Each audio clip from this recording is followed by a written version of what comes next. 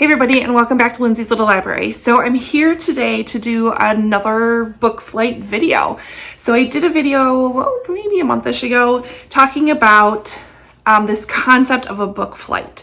So if you've ever been to a bar or restaurant, sometimes you're offered a flight of beers or a flight of margaritas, or there's a restaurant in town we actually have that has soup flights.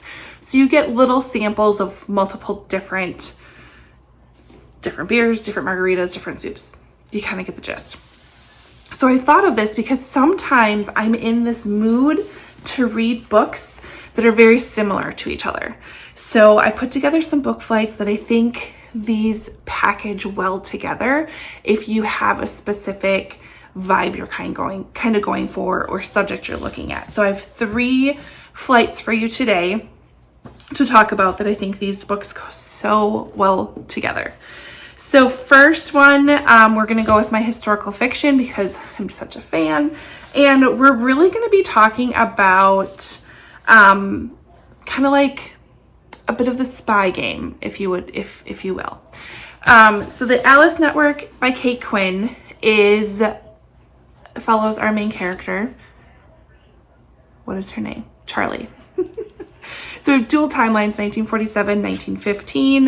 1947, Charlie is trying to help. She's really trying to find her cousin Rose. Her and Rose had a really, really close relationship, and she disappeared in the Nazi-occupied France during the war. And then as Charlie is searching for Rose, we go back to 1915. During the Great War, and we start learning about the Alice Network. This book is written so well. I love, love, love, love this book. And I love the little, it's not like it's super far in the future. It's 1947. So the idea that a lot of the places and the things that she's trying to uncover, a lot of these people are still kind of recovering from what happened. And it's just fantastic. So then we go to Codename Helene. This is by Ariel Lawhon, which I know Ariel Lawhon is, not everybody loves her as an author. I would suggest that this one might be the exception. So if you weren't a fan of, what's the one I really like? The Wife That Made Me Mistress, or if you weren't a fan of I Was Anastasia, I think you would still like this if you're a World War II historical fiction fan. So we have 1936, Nancy is a journalist living in Paris when she falls in love with a very wealthy French industrialist named Henry. No sooner does Henry sweep her off his feet and convinces her to marry him than the Germans invade France, and Nancy she has to go under a code name. She still has this journalistic drive in her. This does have interweaving timelines, and it's organized around the 4 code names that Nancy used. So there are 4 characters, but it's all Nancy as we unfold this story of this French resistance. I loved this book. I love Ariel Lawhon.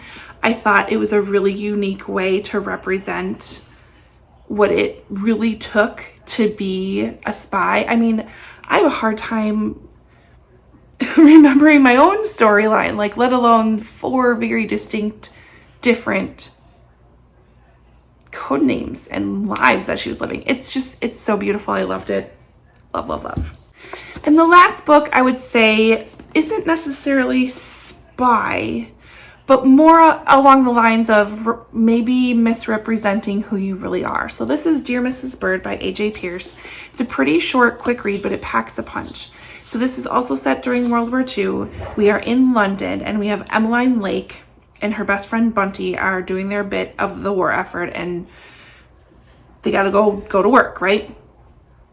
Emmy dreams of being a lady war correspondent, and she ends up getting a job in the advertisement department at a newspaper or magazine? Newspaper. She sees this as an opportunity when Henrietta Bird, who is a renowned advice columnist, like Dear Abby-esque, right? She starts helping Dear Mrs. Bird, and she's very at sorting through what letters and what advice to give. And Mrs. Bird is very specific about we only pick things that are going to be cheery and going to keep people upbeat because there's this war going on and it's really depressing. But Emmeline keeps seeing all of these letters coming in with real problems and real things that she thinks could actually really help some people's lives. And so she writes under Mrs. Bird's name and puts them in without Mrs. Bird knowing, pretending to be her. I loved it. I flew through this book. This was fantastic. Highly recommend this one to go along with probably some more serious books here as well. So there's your first flight. Next one I have is after reading that flight, you're going to need a bit of a break. So we have some funny books. These are books I've really talked about probably a little too much on my channel, but I think they go together really well in a fun rom-com-y type of a way, or funny books type of way. We have Class Mom by Lori Gelman, will always be a favorite. We have our main character, Jen. She's an older mom. Her youngest son is going into kindergarten. She's already done this. She has 2 older kids that are already out of high school. She gets roped into being the class mom, and she's not here for the stupid parent stuff. And so she takes it upon herself to be like, you know what? We're gonna put some people in their place. We're gonna make this as easy, and we're just gonna cut through the craziness. And she does. And it's great.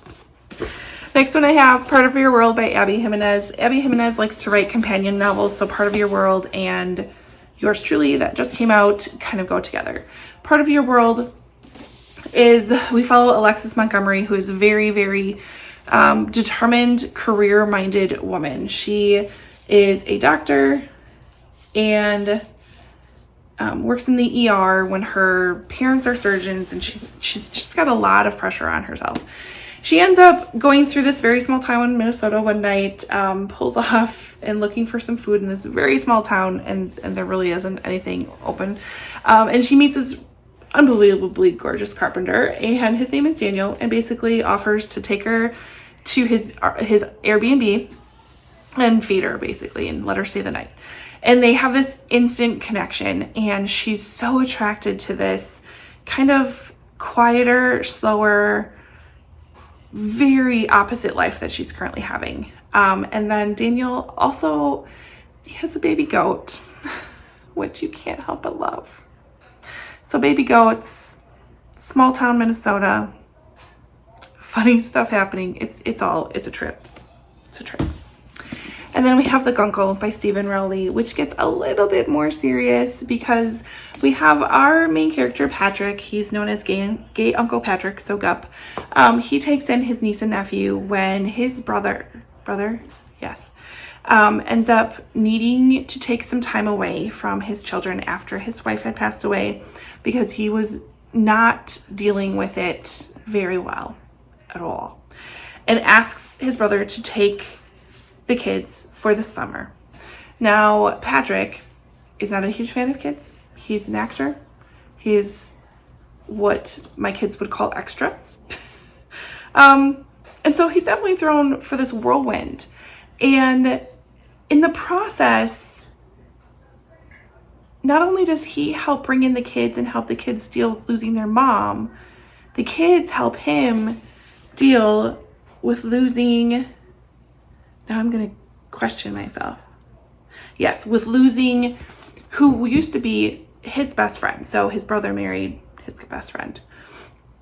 So it does touch on grief a bit, but yet with humor, and there's some seriously hilarious parts in this book.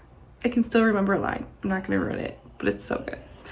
So that's a nice little light read of a book flight. Then we have a completely different bit of a book flight for our last one.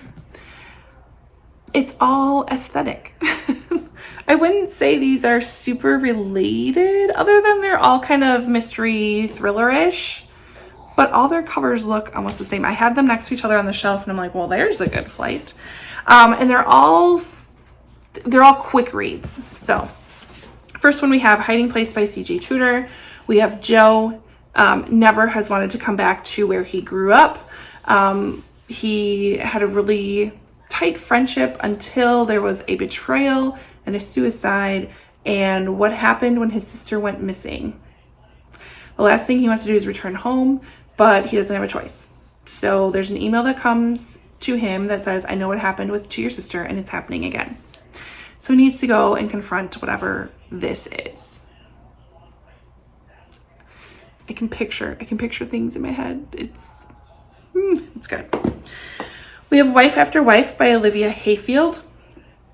So we have, this is like a modern take on the life and marriages of Henry VIII, if he was 21st century womanizing media Mongol rather than King of England.